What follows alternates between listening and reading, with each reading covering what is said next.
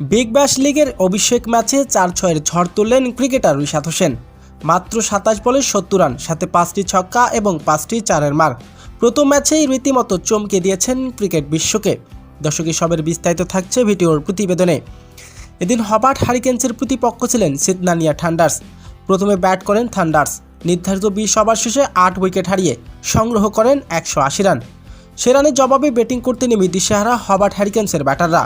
ইনিংসের ৫০ রানের মাথায় যখন ৫টি গুরুত্বপূর্ণ উইকেট পড়ে যায়, তখনই ক্রিজে আসেন রিশাদ হোসেন। আর এসে যেন ব্যাট হাতে অগ্রসর ব্যাটিং।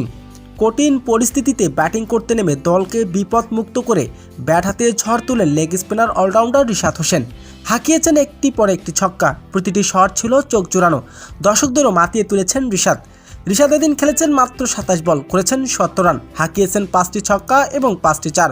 তার এই ঝোড়ো ইনিংসের উপর ভর করে হবার্ট হারিকেন্স নির্ধারিত ১৯ ওভার শেষে ৮ উইকেট হারিয়ে জয়ের বন্দরে পৌঁছে যান। এদিন সিদনানিয়া থান্ডার্সের বিপক্ষে বিগ ব্যাশে উদ্বোধনী ম্যাচে, আর সেই ম্যাচে এমন চোখ জুড়ানো পারফরমেন্স করেছেন রিশাদের এমন ব্যাটিং দেখে রীতিমতো হতবাক ক্রিকেট বিশ্ব। তো দর্শক, রিশাদের এমন বিধ্বংসী ব্যাটিং আপনার কেমন লেগেছে? দর্শক, জানিয়ে দিন আপনার মূল্যবান মতামতটি কমেন্ট বক্সে।